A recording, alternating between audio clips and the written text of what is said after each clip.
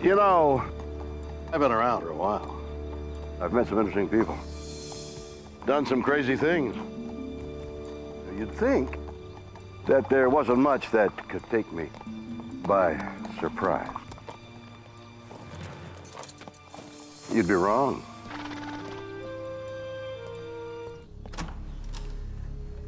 The world is full of stories and science and things that amaze and confound me every single day. Incredible mysteries that keep me awake at night.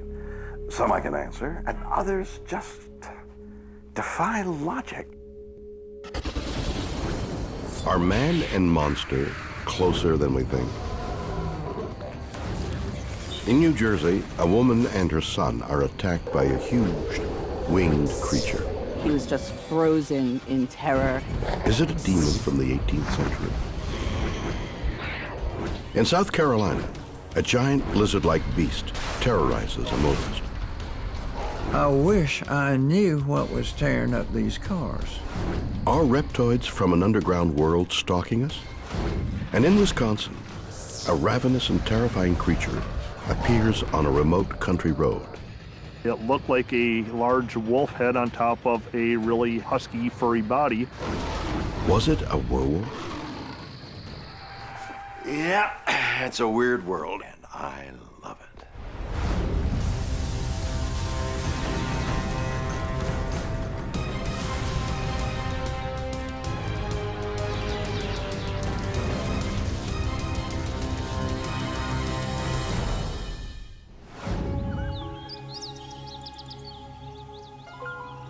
You know, I love being in the woods. At one with nature. There's so many wonderful things to see and hear. Look at this little guy.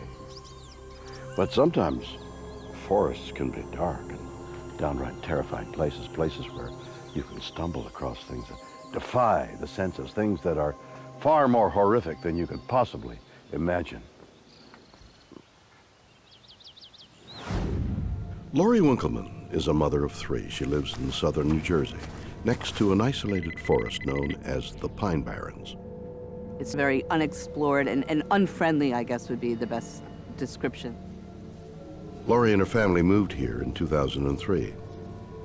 It was then they witnessed the weird and eerie atmosphere of the forest firsthand.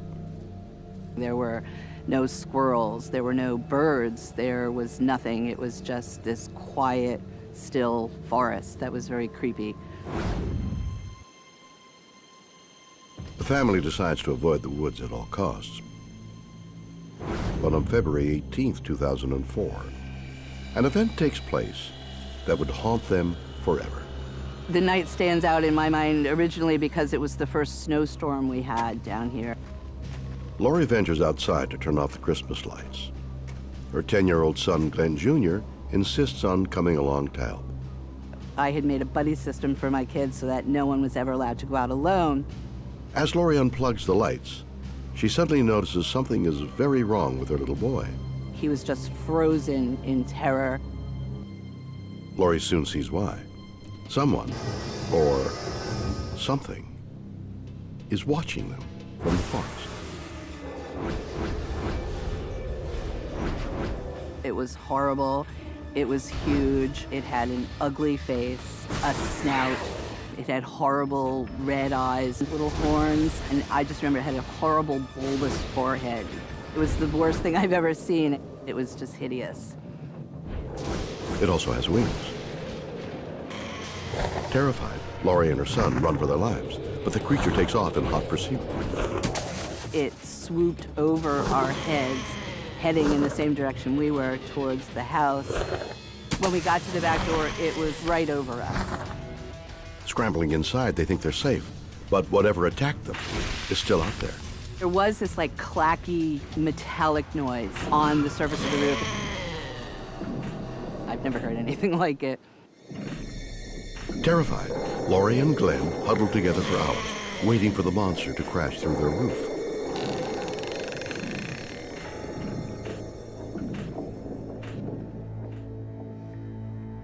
When they emerge the next morning, the creature is gone. But what they see is almost as frightening. We went outside and we saw the tracks exactly where it landed. There were footprints, we couldn't believe it, perfect prints. Lori takes photos of the prints. She's determined to solve the mystery, so she shows the evidence to rangers at a nearby state park. I just said, please let me know what this is. Could it be a cougar? Could it be a bear? It's neither. It's something beyond logic. The older gentleman immediately just said, it's the Jersey Devil. You just had a Jersey Devil sighting. Well, I was embarrassed, to be honest. I didn't want to scare my neighbors or look like I was insane and seeing Elvis or UFOs. But Lori and Glenn aren't the only ones. Thousands claim to have seen a demonic-like monster in the Pine Barren. They call it the Jersey Devil. This mysterious entity is believed to have inhabited the forest for over 200 years. Some believe its origins are closely linked to a local witch named Mrs. Leeds, who gave birth to her 13th child in the 18th century. Legend has it, I believe it was deformed. It was horrible, ugly, horrible eyes, snout, horrible forehead. It grew very large and it was very powerful, and it broke out and escaped. Was the winged creature that attacked Lori and her son the deformed child of an 18th century witch?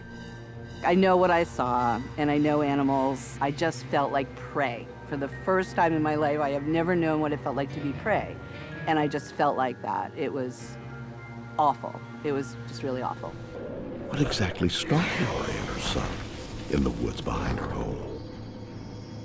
Are demons real? Women's Studies Professor Deborah McGregor doesn't think the Jersey Devil exists, but she does have a monstrous theory. Monster births were understood to be children of the devil. During the 18th century, some children were born with serious defects due to infectious disease and intermarriage. They were known as monster births. The mother of a monster baby would be damned because some people would say that she had sex with the devil. Professor McGregor claims that not only did Mrs. Leeds suffer a tragic monster birth, but it occurred during a period of Christian fanaticism in New England, which made it seem like a sign that dark, supernatural forces were at work. You might wonder how people got the idea of something being born with claws and horns. I think we don't know. The power of legend amazes me in terms of how long this story of the Leeds family should go on. This is from 1735 to 2011. I mean, that's really amazing. Someone still remembering that, a sighting of such a creature. People might have thought, well, that's the way a monster looks. Is the Jersey Devil a deformed infant born to an 18th century woman? If so, then how did it turn into the legend of a supernatural creature? It'll keep your kids from going too far, and then maybe they won't get eaten. A woman and her son are attacked by a winged creature in the woods behind their home. Was it a demon from the 18th century, or a legend inspired by a deformed baby? Psychology PhD student Ian Miller agrees the Jersey Devil is a type of monster, one that inhabits our minds. The Jersey Devil is a great example of a meme. According to Miller, a meme is an idea that is transmitted from person to person, infecting our brains much like a virus or a viral video. Memes can describe all sorts of phenomena that we experience on a daily basis, whether it be fashion trends is a good example, or the adoption of different technologies. Miller thinks memes enable legends to survive for hundreds or even thousands of years. The Jersey Devil is it's an example of, I think, an urban legend, and urban legends are great instances of memes. Miller is sure the Jersey Devil meme continues because it serves as a cautionary tale, making the Pine Barrens forest seem scary, even if it isn't. The Jersey Devil, that's a great story that serves a purpose. It'll keep your kids from going too far, and then maybe they won't get eaten. But how did a story of a deformed baby morph into the legend of the Jersey Devil? To demonstrate, Miller has set up an experiment to show how a meme works in real time. What we're going to try today is we're going to revisit a game that we might have played when we were younger called Broken Telephone. A volunteer is shown an image of the Jersey Devil. She in turn describes what she's seen to the next person, and so on down the line. Through word of mouth, the idea evolves, becoming more fantastical each time it's retold. I expect that a lot of the details about this picture are going to be completely lost. You know, is this monster eating an animal or is it eating a person? The way that the Jersey Devil is depicted in this image has definitely some horror influence to it. It's going to be a kind of scary picture. And I'm expecting that that's a component of the story that might well be repeated as we go down the chain. By the end, the meme has become virtually unrecognizable from the original illustration. Moment of truth, what do we got? A wolf jumping on a nail in the forest. A wolf jumping on a nail.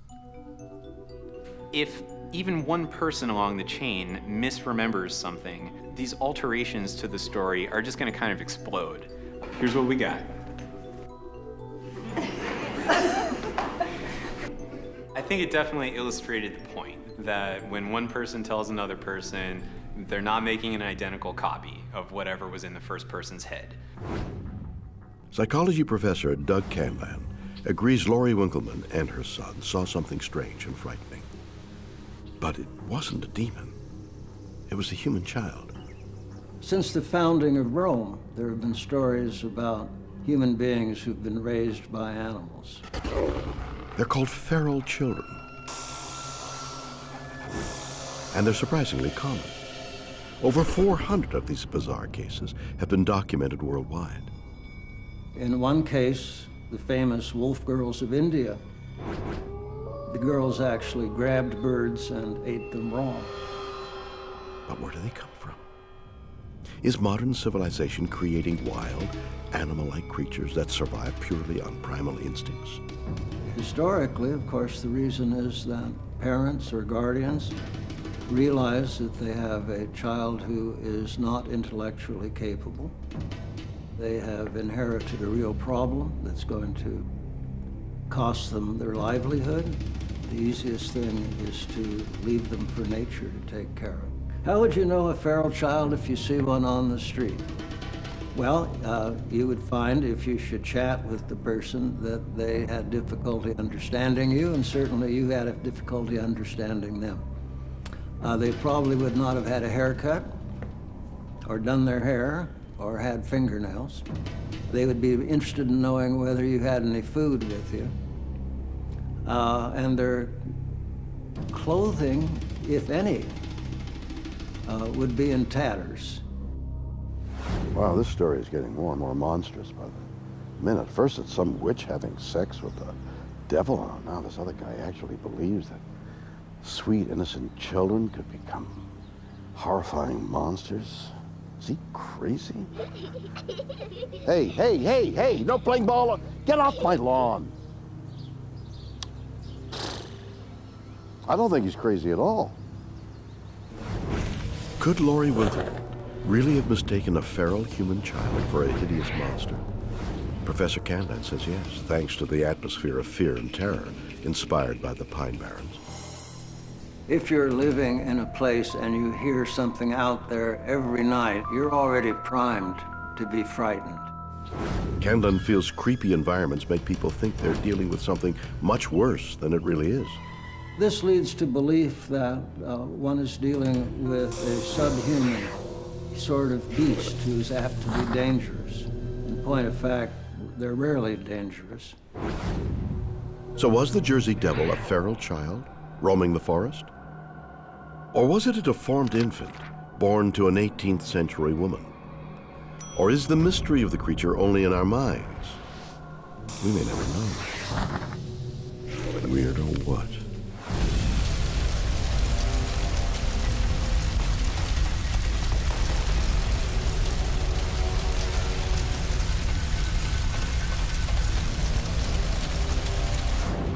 A small town in South Carolina is terrorized by a strange lizard creature. We didn't know what we was up against.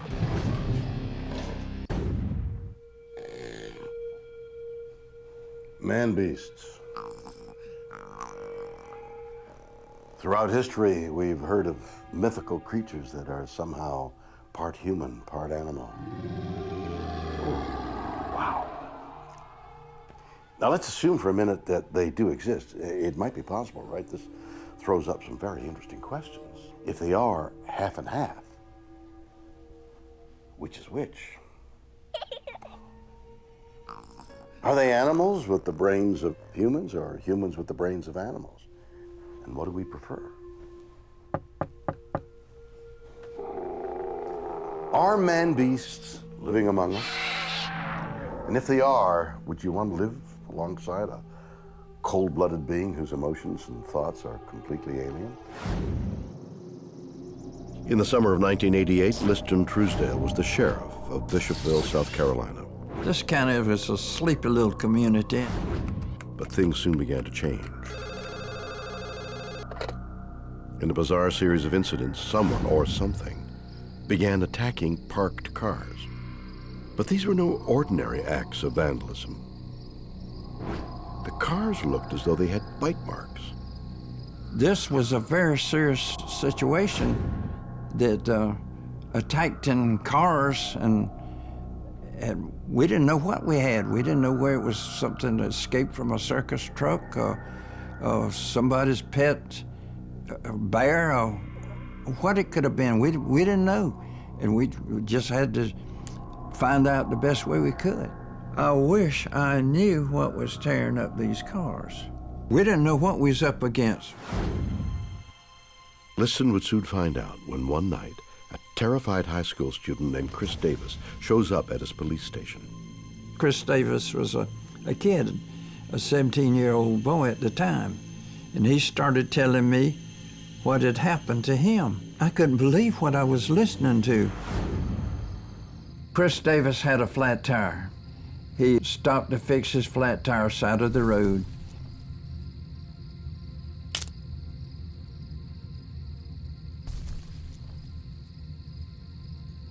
He finished fixing the tire, put his tools in the car, and looked across the road.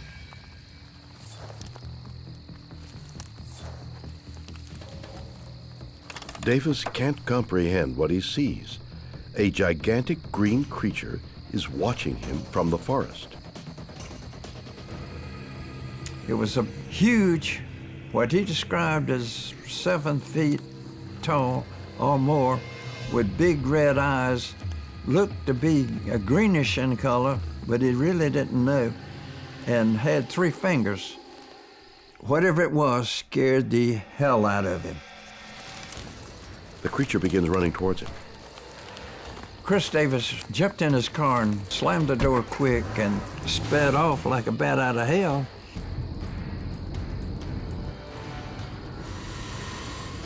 But the creature isn't giving up so easily.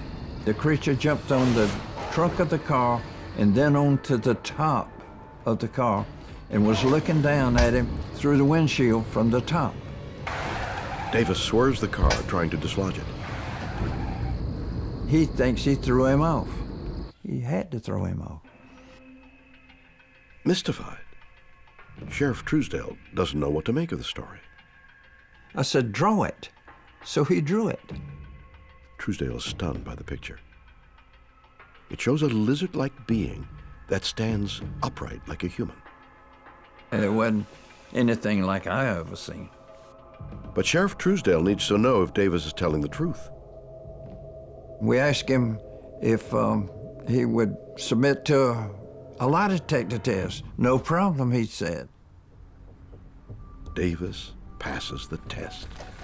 He isn't lying. But what had he seen? Davis's testimony isn't the only report. Soon dozens of others come forward to describe their encounters with a giant, lizard-like creature. But not everyone is convinced.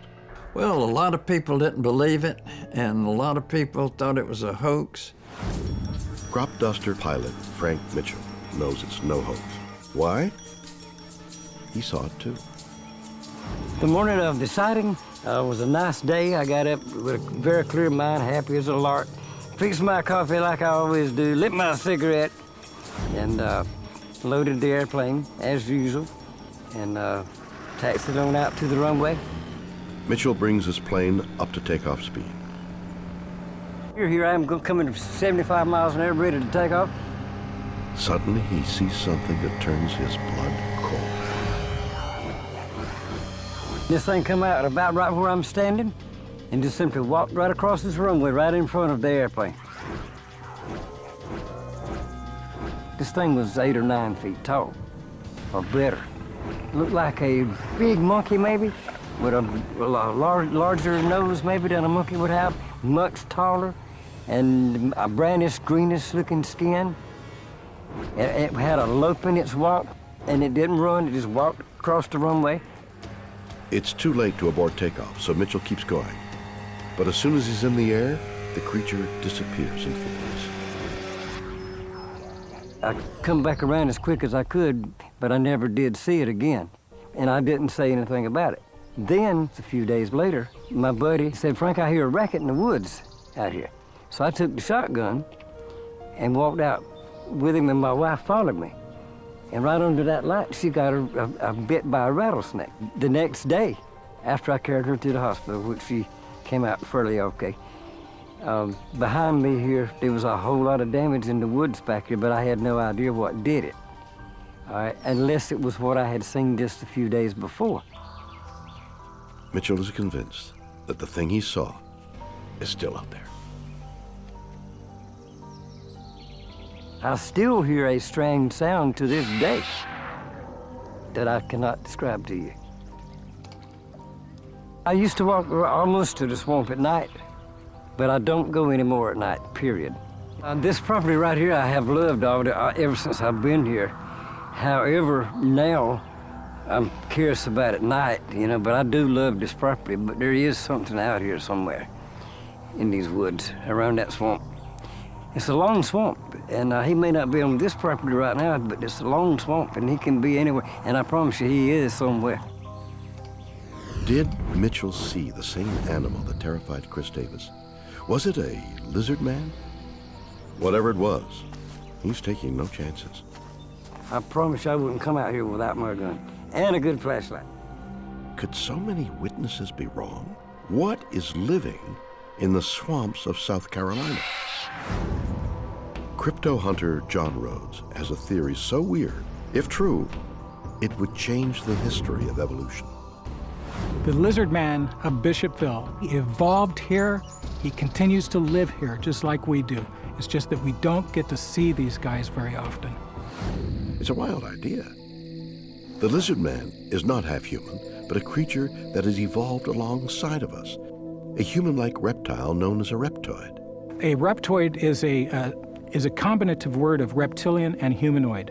And a reptoid is actually a being that has been looked at as being 7.5 feet tall. It's large, very muscular build, large chest. It's got a hand with an opposable thumb and 3 large fingers with claws. They don't seem to have any ears. There's no hair on the body. The eyes are very large and almond-looking with vertical slit pupils. They have 2 slits for a nose, and their lips and their jawline is very strong, and their lips their mouth has no lips. It's lipless. And these beings are very imposing when you're looking at them, because you feel that there's just no chance to outrun them or to get away or anything like that. So it's a terrifying event to meet one for the first time. Reptoids evolved naturally on Earth through the lineage of reptiles or the dinosaurs, most likely the dinosaurs. We do actually have scientific evidence that supports this kind of conjecture. There was a scientist by the name of Dale Russell who worked with the Museum of Natural Sciences in Ottawa, Canada, and he was asked by NASA to speculate what extraterrestrial life would look like should we encounter it. And what he did was he took a dinosaur that was alive 65 million years ago named Troodon, and based on its fossil records, he was able to morphologically look forward in time past the point of where they died out to see exactly what they would have looked like later on down the line in history. And the model he came up with was strikingly similar to those reported by people like in Bishopville, South Carolina, or across the United States, but also historically, because the historical records are filled with serpent-like beings or anthropological serpent-like beings who have the ability to talk to humans. Rhodes thinks this points to an astonishing conclusion, that the dinosaurs never actually died out, and may even have evolved in similar ways to human beings. There's potential for a convergent evolution between mammals and what we would think of as dinosaurs. To support his case, Rhodes claims the reptoid's ancestor was an unusually smart dinosaur called the Truodo. It was intelligent, it had a large brain case, its eyes were actually coming from the side of its head towards the front of its face to allow it to have stereoscopic vision. It made a better hunter.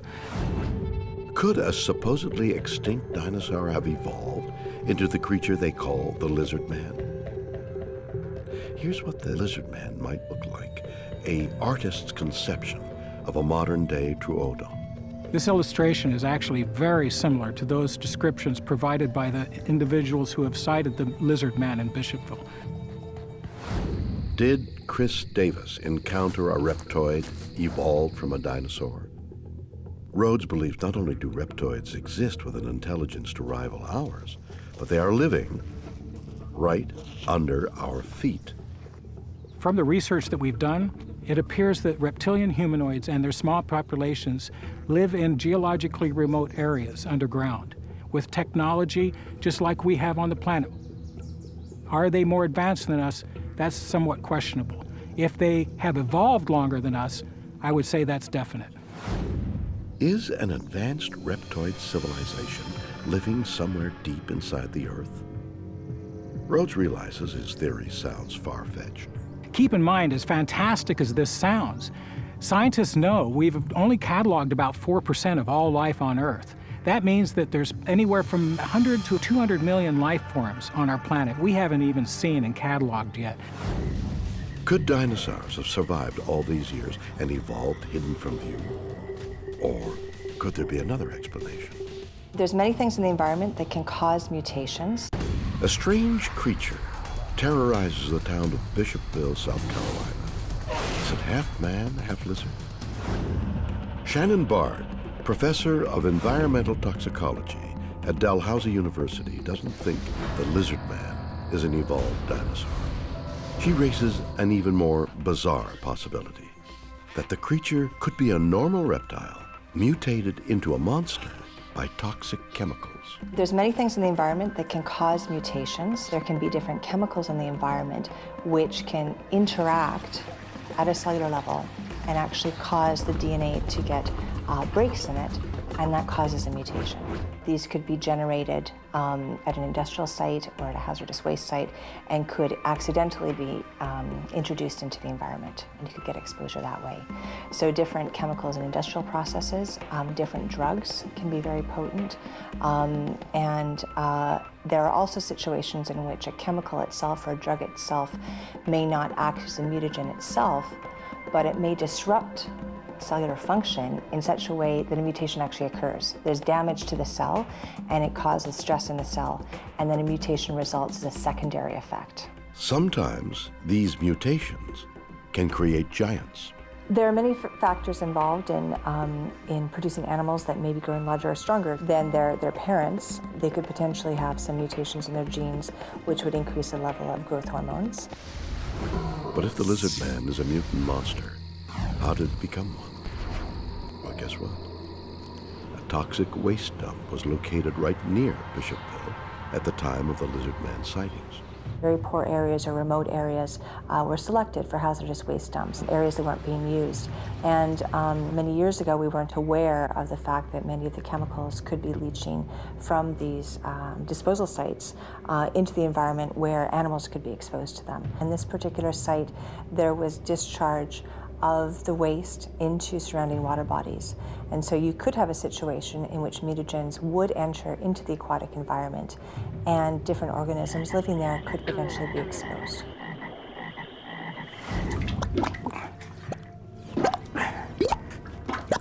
Strange creatures emerging from toxic waste dumps, transformed from cute little critters a giant mutant beast that terrified the planet?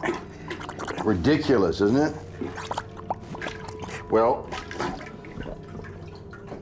I gotta tell you, I don't think it is. I've had some very serious issues with my plumbing lately. And if whatever it is living in there escapes, all of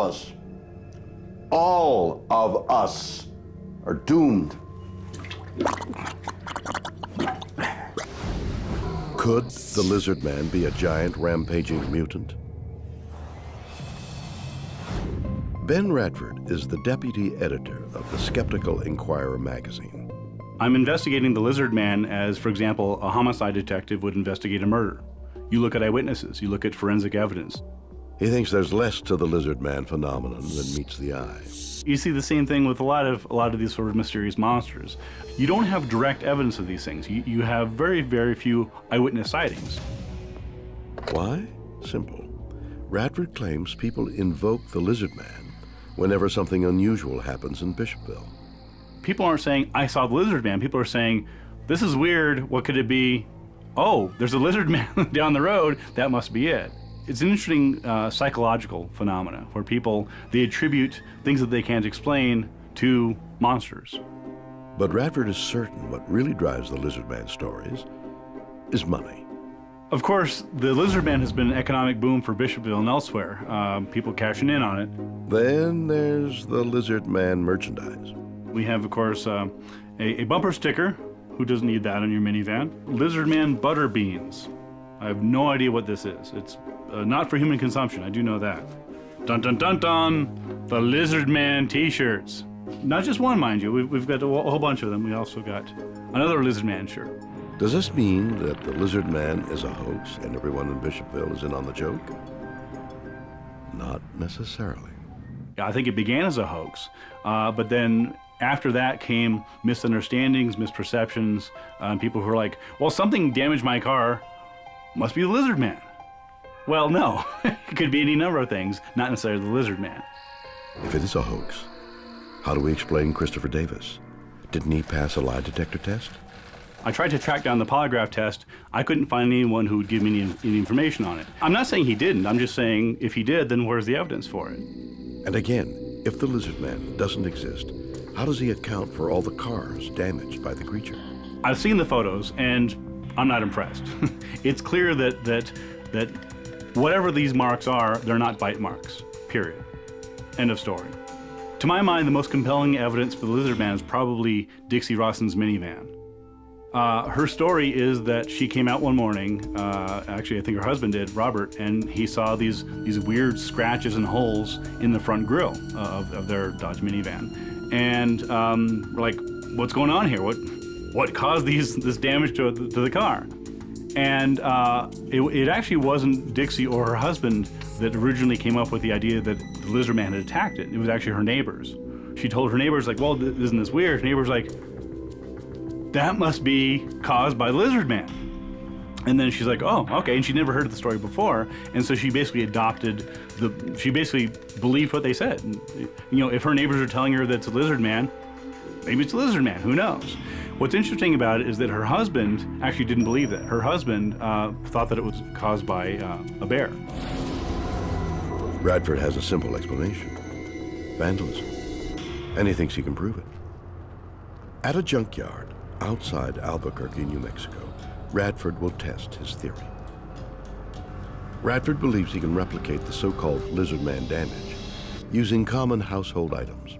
I have a variety of tools I'm going to use, including a pellet gun, I have a hammer, a pickaxe, a saw. Is it vandalism or teeth marks from lizard man? Let's find out. This is an attempt to bring some science to it. This gets beyond eyewitness sightings, beyond the reports, to real physical evidence. Finally, Radford gets the results he's looking for. I had a lot of success with one of the screwdrivers that makes holes that look pretty much exactly like the teeth marks. My guess is that it wasn't a lizard man that attacked the vehicle, it was a screwdriver. Is the lizard man of Bishopville an intelligent reptoid descended from dinosaurs? Is it a mutant lizard born in a toxic waste dump? Or is it a hoax designed to boost the local economy and cover up for vandals. Weird, or what?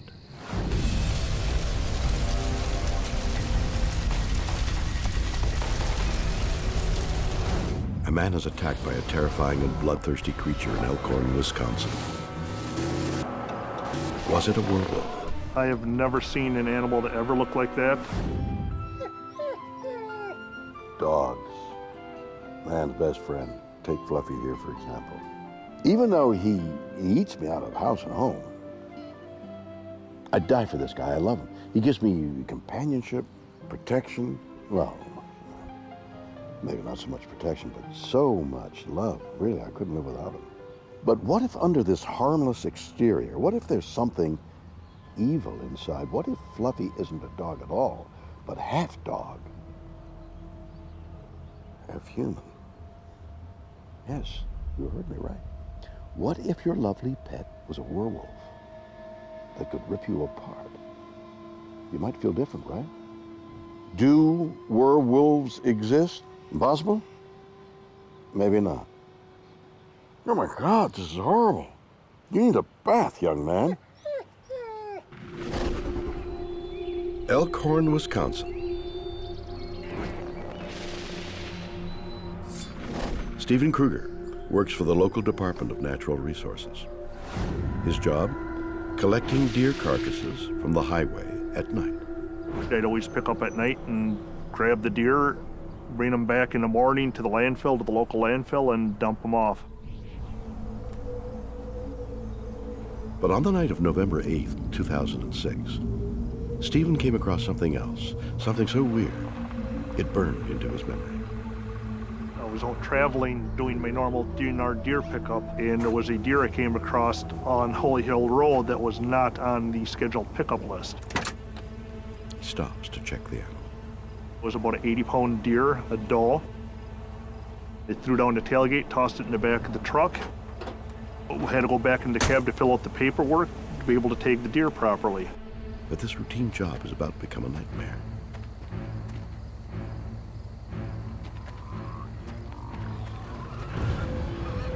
Suddenly, Stephen feels the truck shudder. Didn't faze me at first. I thought it might have been the wind or something. And then it shook more vigorously the second time. I looked in the rear view mirror and there it was. What he sees makes no sense. Something bizarre is climbing onto his truck. I just saw it from the head to the shoulders, a little bit below the shoulders. It looked like it was reaching into the truck to grab, and which I'm only assuming was the deer that I just put in there. What could be strong enough to carry off a 36-kilogram deer? It looked like a large wolf head on top of a really husky, furry body. It was something I never have ever seen before, and I've seen pretty much every animal that I thought was in the state of Wisconsin, from bear to wolves to coyotes. But Stephen's confusion is about to turn to terror. As he watches, the creature stands on its two hind legs, like a man. I guessed it to be around 6.5 to 7 feet tall. It could have been a very large wolf on its hind legs. I've never seen that before. Stared at it for about, I don't even know if it was 5 seconds, might even be too long. I threw the truck into drive because it scared the living daylights on me, and I hit the gas.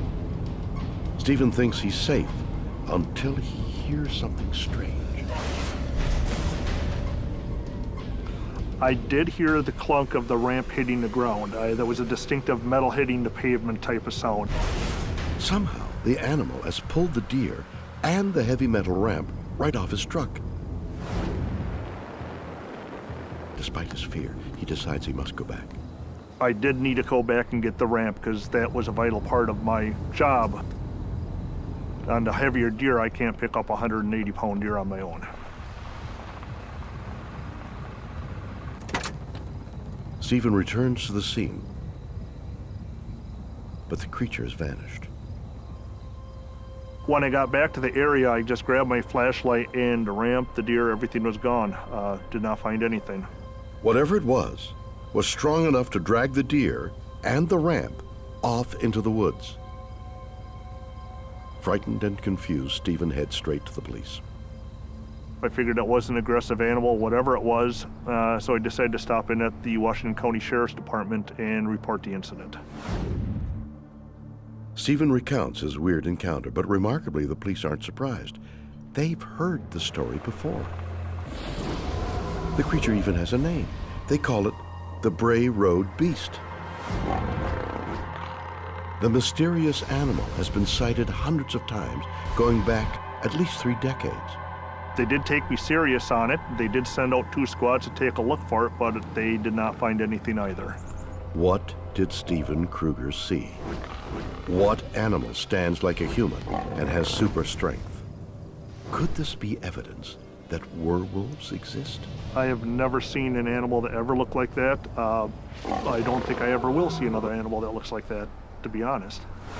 You know, of all the things in the human psyche, a werewolf is one of the most terrifying. I mean, just look how ugly this guy is. But actually coming into contact with one, now that's scary. What do you do? Well, you could use one of these. Do silver bullets really work? Well, perhaps you'd use one of these.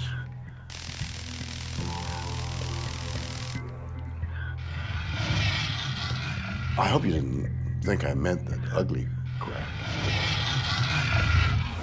Folklorist James Lauder is an expert on werewolves. He says they are more myth than monster. There have always been stories about people transforming into animals. You can go back and look at the myths. In Christian theology and in Christian writings, they represent humankind falling into the control of Satan. No one can run from the werewolves. But if werewolves don't exist, why did we invent them? Because they enable us to cope with the darkest sides of our nature. It's a manifestation of the dual nature of humanity. So you can seem like a good person at one point, and you can do horrible things in another instance. The werewolf allows people to deal with the anxiety that anyone is capable of doing horrible things. Horror allows people to confront things in their lives that make them uncomfortable or that cause them stress or anxiety. And it's not surprising that horror is so successful now. Everyday life is incredibly stressful for a lot of people for all kinds of reasons. But when they view a horror movie or they read a horror story, it allows them to confront those fears, confront those anxieties, and it hopefully dismiss them then at the end, or at least feel better about their situation. But if this is true, what did Steve Kruger see? Was it just a trick of his mind? Lauder has another compelling theory. He's somebody who's been a hunter. As a contractor for the DNR, he's seen animal bodies. He knows what they look like. He recognized that it was something that he didn't understand what it was, and that it was an animal. But what animal fits the description given by Steve Kruger and hundreds of others who have come into contact with the Bray Road Beast? Normally, we get the gray wolf, is the typical kind of wolf we see in the state. More recently, environmentalists have found that there are eastern wolves that have moved into the area.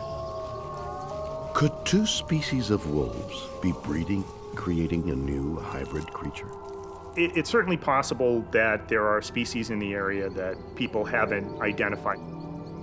It certainly could have been a species of wolf that he hadn't seen before, or some kind of animal that is a hybrid. Is the Bray Road Beast a new, frightening species of superwolf? Or is the explanation even weirder? Researcher Phil Dingra has a mind-blowing idea. Sightings like this are evidence of an incredible evolutionary leap. Wolves that have evolved to walk on 2 legs. It's very much possible that what people saw are animals that are exhibiting bipedal behavior. Could be a wolf, could be a bear, could be something else. Bipedalism isn't actually that hard. Dingra claims wolves could have become bipedal through a natural process. Punctuated equilibrium is the idea that rapid changes in evolution can happen in a short period of time. But why would wolves want to walk like us? We trap their rabbits, we kill their deer, and we have read about wolves declining population. Eventually they're going to go extinct. Dhingra believes wolves are being forced to evolve in order to survive. The ability to stand upright can give animals an edge, especially when it comes to scaring off competitors. There's many advantages to walking on two legs. I think the ones that are commonly cited for why humans found it advantageous to walk on two legs is that in the savannas, when all the vegetation was getting scarce, they were able to see above the horizon to look for other places for food. So that's called the visibility hypothesis. Another advantage to standing on two legs is for display. It's called the display hypothesis. This is about threatening other rivals. If you stand up, you are taller, you are larger, you're more threatening. If true, the Bray Road beast would be in good company. All kinds of animals, from birds to kangaroos, have evolved to become bipedal. What we have to really think about is that all of the features of the Bray Road beast, none of these things are exotic. It is a creature that is straight out of the animal family, animal kingdom. Did Steven Kruger and hundreds of others see a wolf that has learned to walk on 2 feet? And if so, why hasn't it been caught? It's some sort of other dimensional manifestation. A terrifying creature attacked Steven Kruger's truck in a lonely Wisconsin woods. Was it a werewolf? Or a wolf that learned to walk like a man? Paranormal phenomena expert Linda Godfrey apparently has the answer. She was a reporter on the scene when the first Bray Road beast sightings began in 1991. To my surprise, when I began to investigate, I found out that there was a wide variety of witnesses. None of them seemed to have anything to gain by lying, and most of them were genuinely frightened by what they had seen. These eyewitnesses described a beast much like the one that attacked Steven Kruger's truck. They were seeing a creature that stood 5 to 7 feet tall, looked like an upright wolf running or walking on its hind legs. Godfrey's investigation led her to a startling revelation. The creature isn't from this world. It's some sort of other dimensional manifestation, similar to the Native American concept of spirit creatures that cross back and forth from a spirit world to ours. Does the Bray Road beast travel at will between our reality and another beyond? Yes, says Godfrey, and here's how. They use ancient Native American religious sites as portals to the spirit world. They're called effigy mounds, man-made piles of earth in the shape of animals, and Wisconsin has more of them than anywhere in the world. They represented different facets of the animal kingdom, from water creatures to land creatures to air creatures. The people who built the effigy mounds, their shamans were able to bring forth spirits that would guard the mound. Could this be true? Well, think about this. Most sightings of the Bray Road beast have taken place in or around effigy mounds. Is the creature somehow using ancient religious sites as a gateway from another dimension? But it just is very odd that the hot spots of dogman sightings are all very close to these concentrations of certain types of effigy mounds. I discovered almost accidentally that concentrations of a certain type of effigy mound that have a very long tail and are either called the panther, lizard, or water spirit mound correspond almost exactly with hotspot sightings areas of the dogman. I don't pretend to fully understand it, and I hope someday that I figure out a little bit more about it. Was the creature that terrified Steven Kruger a supernatural being from another world? Is the Bray Road beast a wolf that evolved to walk on 2 legs? Or are werewolves real and living in Wisconsin? Whatever the truth, this story is most definitely weird, or what?